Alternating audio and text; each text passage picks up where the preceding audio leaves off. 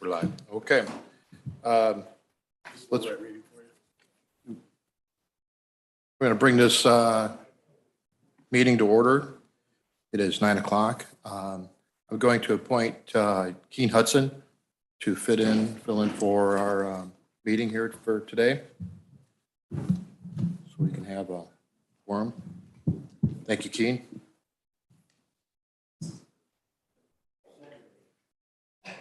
And then Becky, do you want to do roll call? Sure. Jack Scrogston, Here. Danielle Allen, Katie White, Ron Gascoigne, Reed Acree, Here. Keen Hudson. Present. Thank you. Okay. All right. I see we have some public attendees. If you guys want to say something today, is that why you're here? Okay. If you want to take your time, just state your name, podium there, and tell us who you are, and go ahead. You get That's just going to push. about 5 minutes should suffice for each of you. Green. Yep, there you go. Thank you. Go ahead. My name's Jake McCoy. I'm from Amboy. This is some of my neighbors here. There's a proposal for a cell tower, a 300-foot cell tower right next to our homes. So we were just more or less concerned about property devaluation and if there's any way to move it further out of town because there's ample amount of farmland available.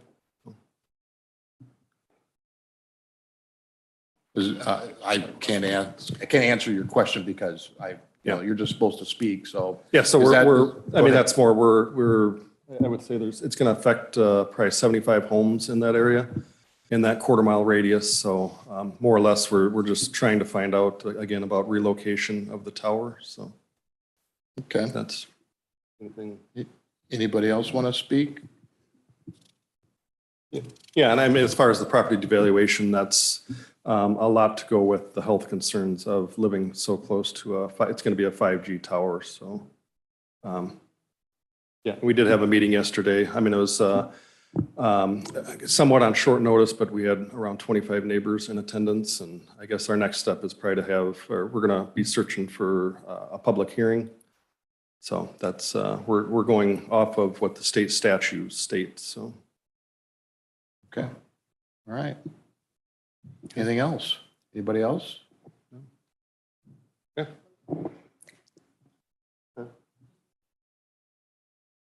Yeah, I mean, any kind of advice from board members on how to approach this and, come to an agreement, so. Right.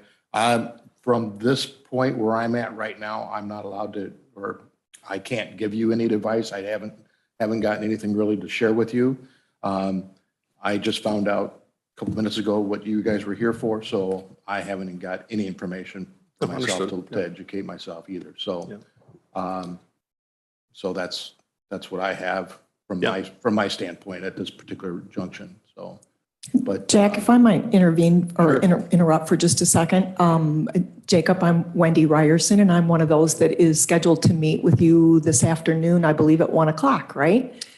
I thought two, but I'll. Oh, 2 o'clock. You're right. It's 2 o'clock. You're absolutely correct. Sorry, I have another one at 1 o'clock. Okay, yeah. So at 2 o'clock, and for the sake of the board members, that conversation will include the state's attorney's office, I believe Stephanie, but perhaps Charlie. So we're going to be hopefully able to at least approach some of those questions and find out what the concerns and questions are and see what it is we can do. So again, for the sake of the board members, we've got something scheduled to kind of take this to the next step. would it be possible that I could attend that gathering? Sure, absolutely. You're welcome to. It's at 2, you said? 2 o'clock. Okay. I might be there too. So I Okay, can- perfect. And we kept it to, limited amount of people as recommended, so Sure. we didn't want to show up with 100 people, but. No, I agree. Is it like 99 people? Yeah, I think maybe 98. So Jack, you might be starting to help us tip the All scales. right, well, hold on. Yeah, I think pretty much the people that we have here today is who you're going to see, so. Great, thank you. Yeah.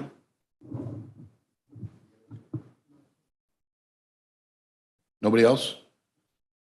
All right, sounds great.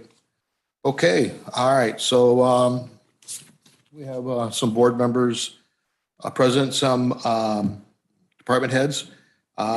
We are going to approve the minutes here. If anyone has had a chance to go over those minutes from last month. Any corrections or changes or concerns in the minutes? All right, if no changes, then we'll be stood as read. Okay, next, Transportation Solid Waste. Dave Anderson, would you like to walk us through your highway report? Sure.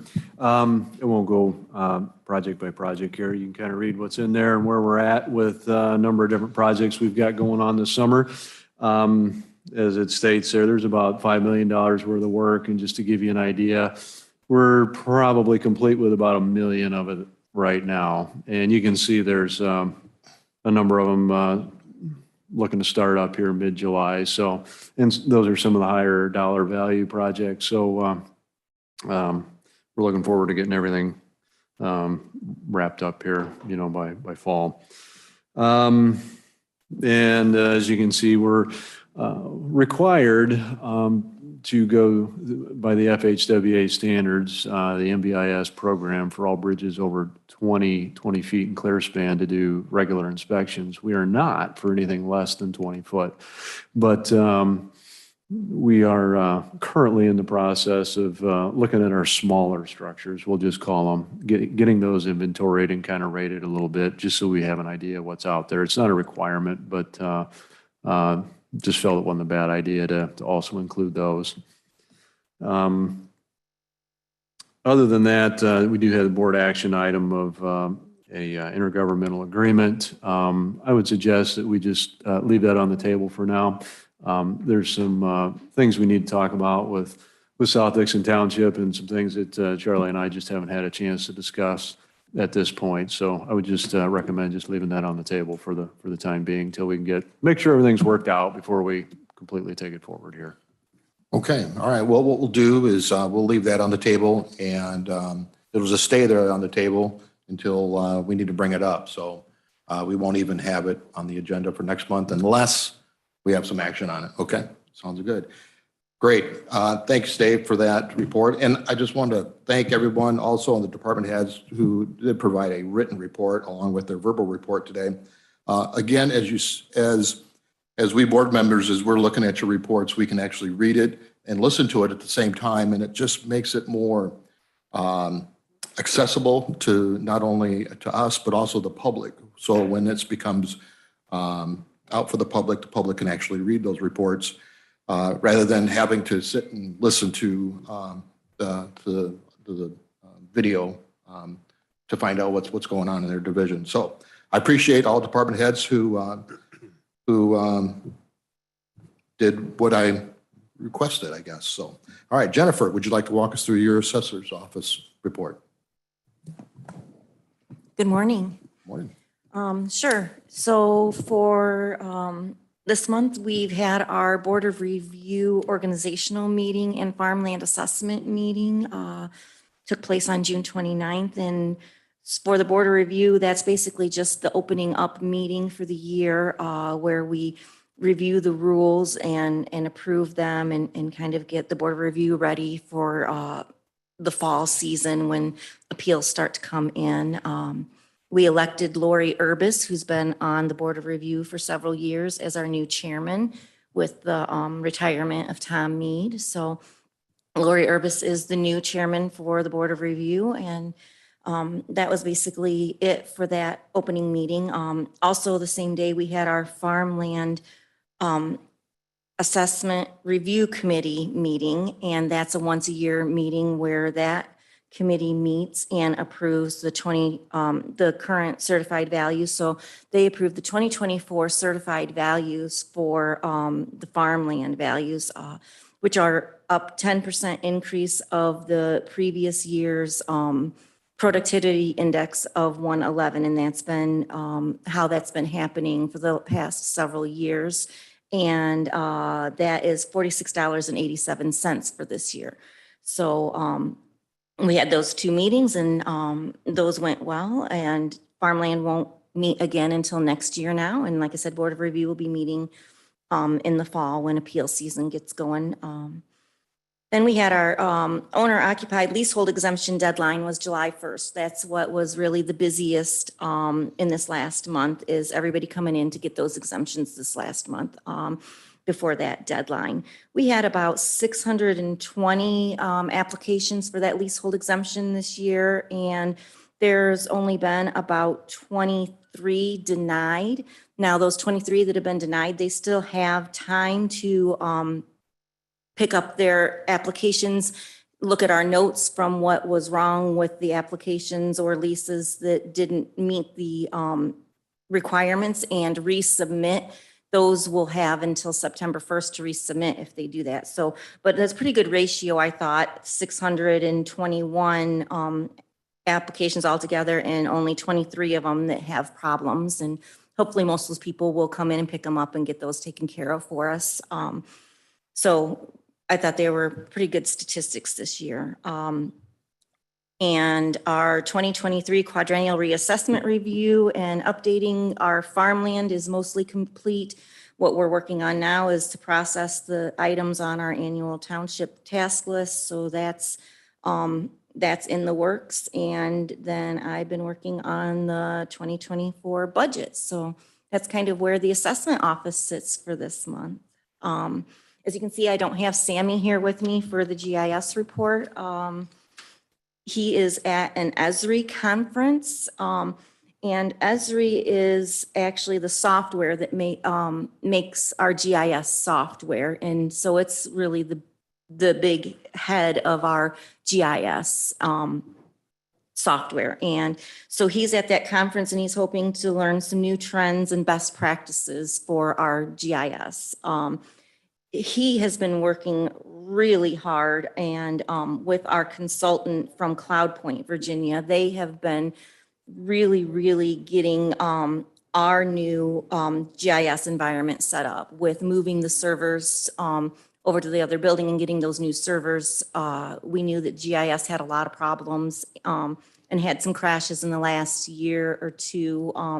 So they really wanted to take this opportunity to really clean up the server and get it stood up new and clean and organized. So that is coming around really well, excuse me. So they've been working to configure the new GIS environment, organize the data, republish ArcGIS server services, and recreate the portal for ArcGIS contents. So that's taken a large amount of work, but they're doing a fabulous job. We're going to have a really nice new ArcGIS server set up when it's done. Other than that, Sammy reports that for the city of Dixon, they've been working on the storm sewer maps, digitizing and adding the storm sewer maps to the layers for the city of Dixon. They're also doing some zoning information for the city of Dixon. They are, for 911, working on updating the flex map address points to the most current information, and kind of continuing monthly. They work on parcel data maintenance, land use, and zoning data for the assessment office. So that's kind of their monthly work that they do there. They're also working on a large wall map for the Lee County Fire District that with the ESN boundaries and address points. So that's kind of a summary of what GIS has been up to. So I appreciate that. Thank you very much. any questions? One of the questions I was going to ask Sammy, but maybe you may know, but do you know how much traffic we have to the GIS map that we have? Do you know that by top of your head, or? I don't know that off the top of my head, and I'm not sure if it is tracked, but something that Sammy and I can definitely look into for you. Just curious, because I go to it probably all the time. It's very high traffic. I can tell you from the assessment office standpoint, that the amount of phone calls and in-person visit from realtors and appraisers and Right. things like that definitely has had a huge reduction since we've started getting all that information out online. And it, the better that map is, It's a great Right. tool. and It's a when great tool when that you're we not have. thinking about all the users and the map goes down for 10 minutes and we start getting Oh, phone yeah. calls, then I you bet. realize everybody's using that map. Well, If you happen to know that, that was just something I was going to. I don't have a number, but I'll look into it a little bit for you and talk with Sammy and see if we can come up with any kind of information on that. All right, anybody else got any questions for Jennifer? I forgot to ask if anyone had questions for David too. I forgot to throw that out. Well, okay. All Thank right, Wendy, you got county board? Would you like to walk us through anything you have? Just a real quick, I think I grabbed as many people as I could in advance of the meeting starting to introduce them to the facilities director, Jeff Hilden. Jeff's in the back corner back here. I asked him to attend these meetings, although he doesn't have any direct business at this meeting or your next meeting. Primarily, it's just an attempt to make sure that he gets a chance to meet everybody that he hasn't already met. So I've asked him to be here, so welcome to Jeff. And then one other thing that'll actually be on the next meeting, but I'll give you a quick overview of it, and that is the Lee County Safety Manual. So the little historical perspective on that. When Lee County in 2006 joined CIRMA, which stands for Counties of Illinois Risk Management, I think it's association, it may be agency. Anyway, when we joined that for our property and liability insurance, one of the key drivers behind forming a safety committee, of course, was to reduce risk and reduce accidents, because by doing so, we reduce all of our costs that are in the pool for CIRMA. So in 2009, Lee County adopted our first safety manual. In 2014, we revised it again. And then in 2016, the county had a HR professional that reviewed all of our manuals, including the employee handbook and this safety manual, and made some recommendations. Unfortunately, we haven't moved that safety manual forward since 2016. So there's been a push this summer to do that. So we've re-energized the safety committee, of which Mike Copine and Mike Zeman serve on. And then the other safety committee members are department heads, including Dave Anderson, Stacy, the sheriff. The sheriff has actually been elected recently as the chair of the committee. In addition to the safety committee department heads, though, this manual did go out to many other department heads for their feedback, because when it comes to safety, department heads play a big role in that. So bottom line is the safety committee met recently, and they have now finalized a version of the safety manual that'll be coming forward to the board this month. It'll be laid over. We're going to do this by resolution, I believe. That's something Charlie and I haven't talked about yet. But if so, it won't lay over. If we do it by ordinance, it'll lay over a month. It's 80 pages long. So kudos to Keen Hudson, who already came to me this morning with a typographical error that needs to be corrected. I appreciate that. Anybody else, I challenge you to beat Keen Hudson and find something in that manual that needs to be corrected. So there, have that going for you. Anyway, at Public Safety, we'll be addressing that and making a recommendation to move that to the full board. I think, Jack, that summarizes what I've got going on for, at least for this meeting. Great. Okay, thank you very much for that. Thank you, Wendy. All right, County Clerk Nancy Peterson, do you have, like to walk us through your report? Yes, good morning. A couple of highlights from my report. The new and approved election office is now up and running and everything looks great there. And I just want to give a huge shout out to Ryan and the maintenance department for everything they did to help us move across the hall and then get us back over. And of course, Paul and his team for IT, the move back over went very, very smooth. So they're very, very excited. So if you get a minute, you might want to pop your head in there. The walls and the floor look fabulous. So the girls are very happy to be back in the original election office. Got quite a bit of stuff going on in my other offices. We do have the new software that went into effect for our Laredo Connect customers. Also that statewide increase for the RHSP went in effect July 1. So that's increased an awful lot of our return mailing because people don't read. Also then, we're right now implementing new software for insurance, and that's going along with several hiccups. We're hopefully going to go live with that July 27th.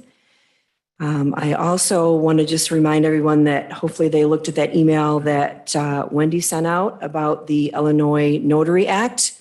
That's something new that goes into effect, do believe, is July 1. Some aspects July 1 and some aspects January 1 of 2024.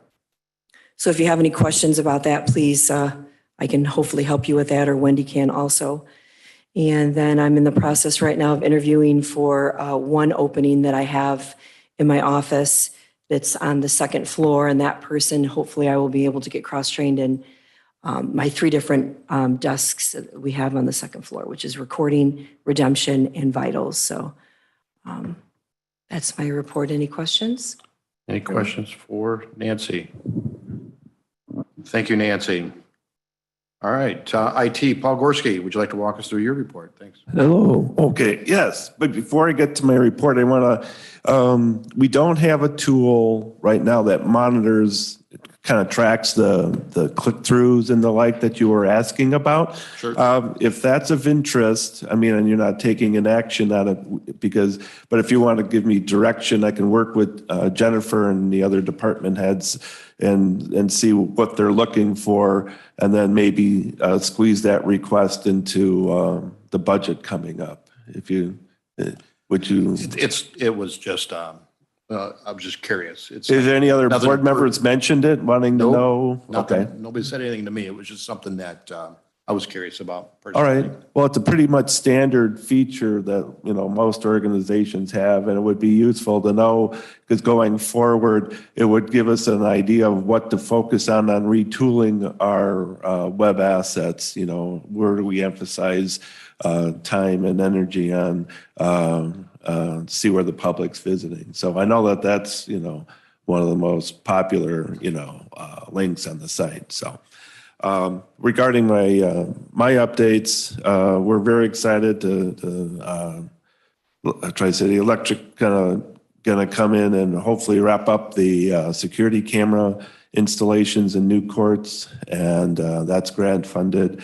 And then it looks like Procom will be in August to update some swipe card readers and the computer and the system that operates it. And from that, the health department's getting most of the upgrades in new courts, but there'll also be one additional reader for state's attorney's office, one for the circuit clerk, and 2 for IT, and that's all in new courts. Then we're continuing to work with both the state's attorney's office and the public defender's office on their Carpel case management migration, which I believe is still on schedule for a September rollout. And a couple immediate things that just came up in the last week or two. It looks like one of the air conditioning units is out in one of the IT rooms in LEC. And we're working on keeping the equipment in there cool until the equipment gets replaced. We found out that the parts are covered under warranty, but the labor is not. So they're working on getting the parts in and getting that repaired. And right after this meeting, I'm going to run out there and see how things are running. And then also probation is getting some new software, kind of track the people that they're responsible for.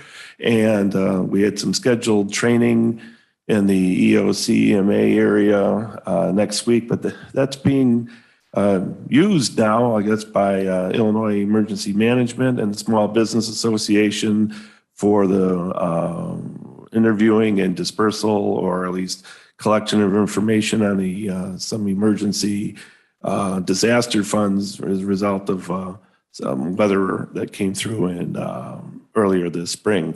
So right after I leave the LEC, I have to find a location to relocate 10 computers and 10 people for probation training next week.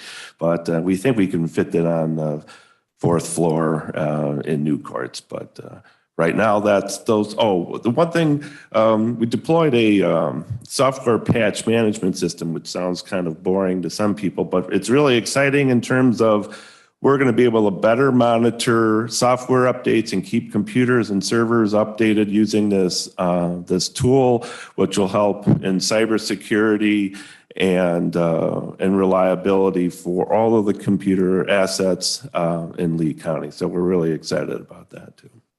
Any questions? Any questions for Paul? No. Thank you, Paul. Thank you. lots. Greg Gates, would you like to walk us through your report? Thank you, Jack. I have some things highlighted in the report that I want to touch on, plus another new announcement that I'd also want to make the county board aware of, including this committee. First of all, our MTD, the transition to the Reagan Mass Transit District, is continuing. Finalization of the definitive agreement is occurring currently, and hope to have that hopefully done by August-ish. And once finalized, that definitive agreement will be presented to both the Lee County Board as well as the Ogle County Board. Since the last report, we actually had an initial meeting with the Region 1 Planning Council out of Rockford, plus the Winnebago County Board, Rockford Mass Transit District, and the Rural Transit Assistance Center. Currently, rural Winnebago County does not have any public transportation services whatsoever. And so they were looking potentially at just to have a conversation about what that would look like in terms of fulfilling that hole currently in basically the western portion of rural Winnebago County. And that discussion is continuing. As of July 1st, the new state fiscal year has got underway. IDOT is finalizing the execution of the contracts for the state fiscal year 2024. Have some ride data for the recently concluded state fiscal year 2023 timeframe of July 1st, 2022 through June 30th of 2023. As you can see in the middle of that first page, we had increases in rides, service hours, miles of service, and also fuel cost. 83,072 rides were provided during that timeframe. Total number of service hours, 24,284. Miles of service, 649,114. And the fuel cost, 214,498. So between 6.04% and 13.45% increases in those different categories. Some good news, the Illinois Department of Transportation and us actually partnered on a federal grant. There was probably actually not just us, but there are 50 other partners for a low and no emission grant application to the U.S. Department of Transportation. We received word last week that LOTS will be getting 2 electric buses as part of that application. IDOT also put in for an application under another federal grant, the Buses and Bus Facilities Grant. And I'm happy to report that we should also be getting some standard fuel vehicles as a result of that application. Those vehicles hopefully would be in the pipeline and delivered within the next 9 to 10 months, which is actually a pretty radical time frame these days, given the production that we've been dealing with. And the last piece I have is on Friday, this Friday, July 14th, I'd like to invite anyone who would like to come out to our facility. We're doing a Rural Transit Day promotion between the hours of 10 a.m. and 1 p.m.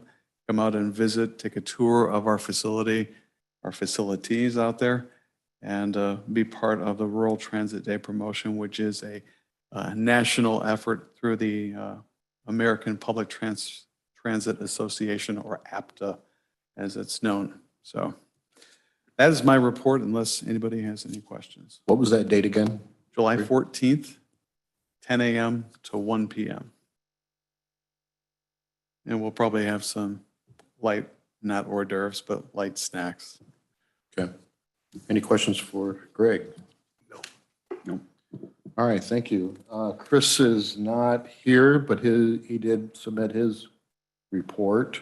So if you've got any questions on that, you can check in on that. Jim Corman is not here.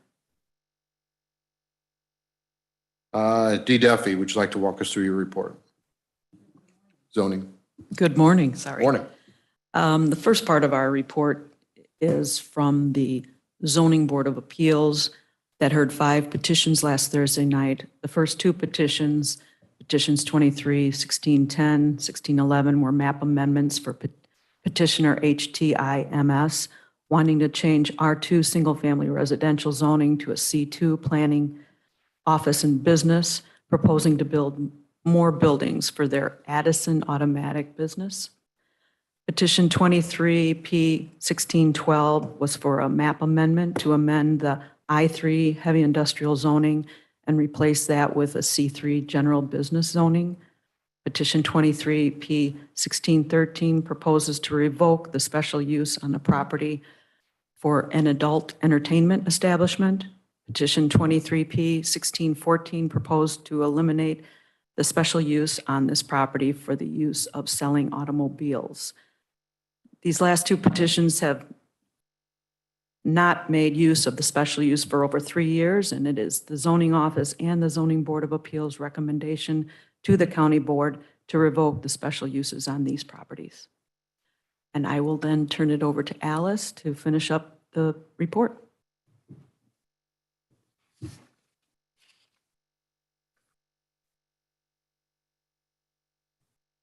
I didn't know if you wanted to bring up any of the other petitions. So I have a couple of board action items that, do you want me to cover them now or when you go to? Why don't you go over them now? Okay. Because we'll have to send these up, correct? This involves the text amendments that you gave me? I will talk about the text amendment now. So I have given you guys a proposed text amendment. Due to publication requirements, we were not able to get the hearing on this text amendment in or completed before today. It is scheduled for next Monday, the 17th at 6:30 p.m. before the Lee County Regional Planning Commission. We are asking that it go to the county board this month. However, because of the publication requirements, we were not able to get it a recommendation to this board by today. And then for the board action items, the first one is a contract with Chastain and Associates. I've given you guys a copy of the contract. The ordinance governing commercial wind and solar in Lee County allows for the engagement of a third-party engineer at the expense of the developer applicant. Chastain and Associates has prepared such a contract for the county's consideration for oversight of the GSG project at an engineering level. While this contract does not require county board approval, we are bringing it to you for transparency and comment. Okay. Alrighty. The next board action item I have is a sign variance request. I would actually ask you to table that at this time. The landowner was not able to be present today to talk about his request. And then the last action item I have was alternative decommissioning financial assurance for the GSG project. This has been resolved at this time, and they are not needing alternative, an alternative to what was proposed in the ordinance. Any questions? Any questions for, all right, we have a couple of action items that we need to take care of here. And can you repeat to which one you would like to have tabled, Would be the sign variance request. the sign variance table? Okay. Okay. I'm just trying to fix my notes here so I know what I'm doing. So forgive me. And also, Alice, just to clarify, number 6 is the alternative decommissioning, and you're saying you no longer need that to be any action on that as well. Correct. So if you want to, X-name? yep.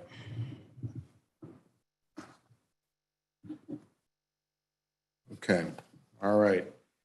So we have 2 petitions going to the Zoning Board of Appeals. Petition 23P 1615, petitioner John Hilliker.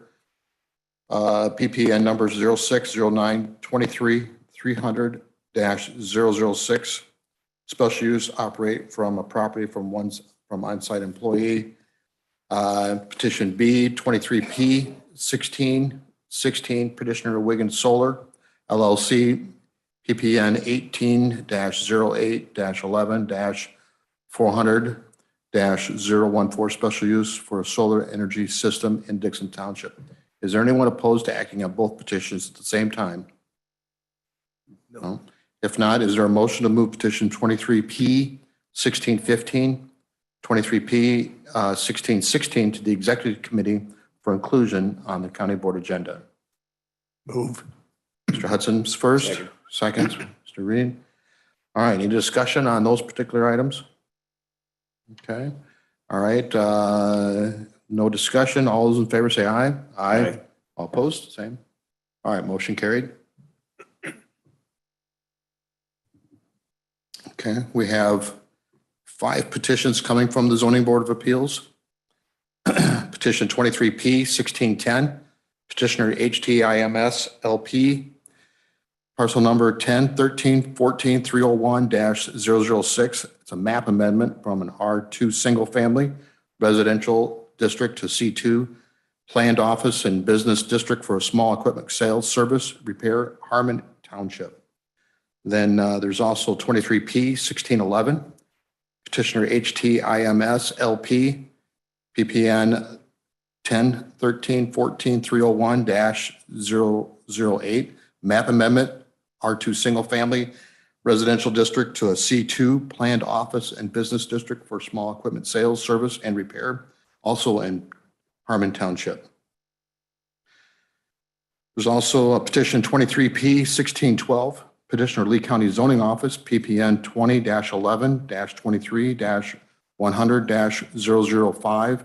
It's a map amendment from I3 Heavy Industrial District to a C3 General Business District in the Viola Township. There's a petition 23P 1613, petitioner Lee County Zoning Office, PPN 20-11-23-100-005.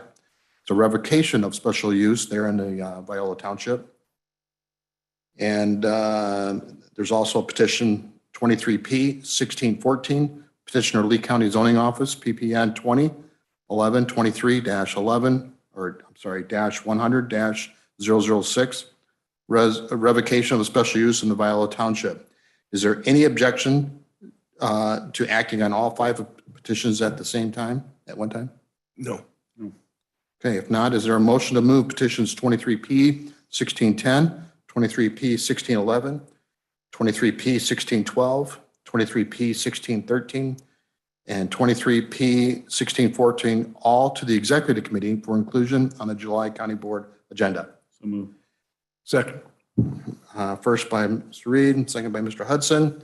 Any discussion on all those? I see none. All those in favor of moving this to executive committee for inclusion on the county board agenda, say aye. Aye. Aye. All opposed? Passed. There are no petitions going to the planning commission. There is one petition coming from the planning commission, petition 23P 74, petition to amend the text amendment code 10-4 Ag 1 Rural Agricultural District. Is there a motion to move petition 23P 74 to the executive committee for inclusion on the July County Board agenda? So moved. Mr. Hudson first. Second. Mr. Reed seconds it. Any discussion on this particular one? Jack, I'll just add again, reiterate what Alice has already told you in that Planning Commission has not made a recommendation on this yet. So you'll need to be watching your board packet for that recommendation prior to the board meeting on next Thursday night. Okay.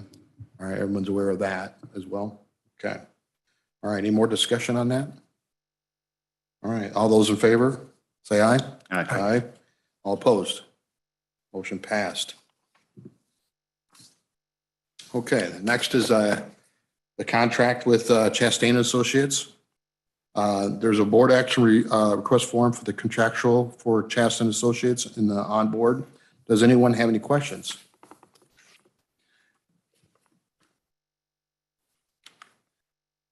No questions for Alice anymore on that because she did kind of explain a little bit on it. All right, is there a motion to move the contract for the Chastain Associates to the executive committee? So move. Mr. Reed first, Mr. Hudson seconds it. Any discussion on that? All right, no discussion. All those in favor say aye. Aye. All opposed, same. Motion carried. All right. Is there a motion to, the sign variance? Is there a motion to table the sign variance request at this moment? So move. Second. Okay. Any discussion on tabling the sign variance? No discussion. All those in favor, say aye. Aye. All opposed? Same. Motion carried. Okay. Boy, we went through that pretty good there. All right. Unfinished business. We got that all. There's none there. New business. I don't have anything under new business. Do we have any executive business stuff? Oh. We have a motion for. Hey, Jack, Hey. before you Go ahead. adjourn, can I interject one more Yeah, thing? sure. Go ahead. I failed to mention something in my report, and this would be probably most particularly for any board members that represent the Amboy/West Brooklyn areas. A couple different projects there I just wanted to call out and make mention of in case you get phone calls from the public wondering what's going on and so forth. Okay, so in West Brooklyn, we're going to be replacing a box culvert there. That's going to be a complete road closure, and that could be up to about 3 months, actually, once it gets going. Those things last a little longer than you think they ought to, just due to concrete cure times and things like that. So if you get calls and things on that's what's going on there. It'll be a complete closure. What's the exact location of that? It's right there. It's on Brooklyn Road in West Brooklyn, or right there by Water Street. Okay. So on the, kind of on the north end there, down. The other one was the Rocky Ford Road FDR job. This will be an irritation to those that use that every day, because we'll probably have to close that down mile by mile as we march down the road. Generally, the contractor will stabilize a lane, turn around and stabilize the other lane up for a mile in one day. Equipment breakdowns and such can happen, so you might not get it, but generally they'll try and stabilize an entire mile, get that graded out, open it up for the night, move to the next mile, close it for the day. So if you get calls, you just aware of what's going on and why, and if there's things you can't answer, just point folks to our office. We'll handle it from there. So that's it. Appreciate that. Appreciate that update. Thank you. All right. Do we have a motion to adjourn? So move. Second. First, Mr. Reed, second, by Ms. Johnson. Is there any discussion on this adjournment? No? Adjournment? All right. All those in favor for adjournment, say aye. Aye. All opposed?